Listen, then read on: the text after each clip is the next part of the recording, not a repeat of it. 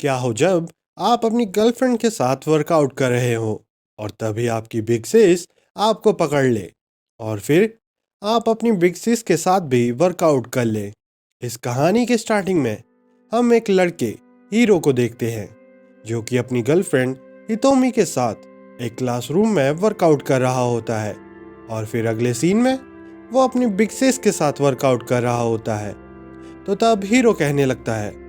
आप सोच रहे होंगे कि मैं इस सिचुएशन में कैसे हूँ। तो इसकी शुरुआत तब हुई थी जब तब हीरो कहने लगता है कि मुझे ग्लासेस के लिए एक फेटिश है और मेरी गर्लफ्रेंड ग्लासेस में बहुत क्यूट लगती है, पर जब भी हम वर्कआउट करने लगते हैं तो वो अपने ग्लासेस उतार देती है। बस मुझे इस बात से ही प्रॉब्लम है। अब वो दोनों हीरो के रूम में होते हैं जहाँ वो दोनों अभी वर्कआउट से पहले वार्म अप कर रहे होते हैं,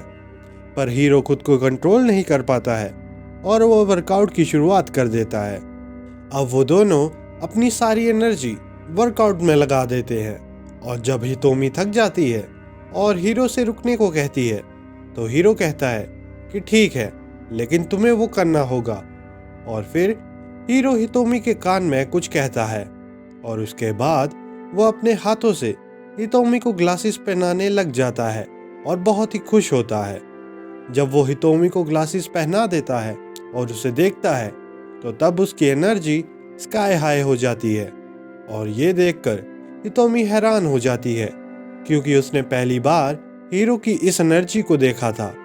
अब हीरो अपनी नई एनर्जी के साथ बिना कोई टाइम वेस्ट किए सीधा वर्कआउट में लग जाता है और इस बार डबल स्पीड से। एक टाइम के बाद हितोमी वर्कआउट से थक जाती है और हीरो को रुकने को कहती है, पर हीरो नहीं रुकता और वर्कआउट में लगा रहता है और वो दोनों इतनी जोर से वर्कआउट कर रहे होते हैं कि हीरो की बिग सिस उसके कमरे में आ जाती है और उसको देखकर हीरो और हितोमी दोनों फ्रीज हो जाते हैं। अगले ही पल हम देखते हैं कि हीरो की बिग सिस उसे हितोमी के साथ इतनी जोर से वर्कआउट करने के लिए पनिशमेंट दे रही होती है और कह रही होती है कि तुम हर रोज अपनी गर्लफ्रेंड को यहाँ लाकर जोर जोर से वर्कआउट करते हो, तो ये तुम्हारी पनिशमेंट है ये सब करने के लिए।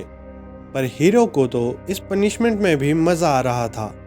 और उसकी बिग सिस भी इस सब को एंजॉय कर रही थी। और पनिशमेंट के बीच में जब हीरो की वजह से उसकी बिग सिस के ग्लासेस खराब हो जाते हैं तो वो उसे कहती है कि उसकी वजह से उसके ग्लासेस भी खराब हो गए। और फिर जब हीरो अपनी बिग सिस को उन ग्लासेस में देखता है तो वो फिर से खुद को कंट्रोल नहीं कर पाता है और फिर वो अपनी बिग सिस के साथ ही वर्कआउट शुरू कर देता है और फिर वो दोनों बड़ी एनर्जी के साथ वर्कआउट के काम में लग जाते हैं और वर्कआउट करने में बड़ी मेहनत करते हैं। अब वर्कआउट के बाद हीरो की बिग सिस बहुत गुस्से में होती है और वो हीरो से कहती है कि मॉम के आने से पहले इस सब को अच्छी तरह से साफ कर देना। और ऐसे ही हीरो अपनी गर्लफ्रेंड और अपनी बिग सिस के साथ हर रोज वर्कआउट करता रहता है और एंड में हीरो कहता है कि ये तो सिर्फ अभी प्रोलोग है,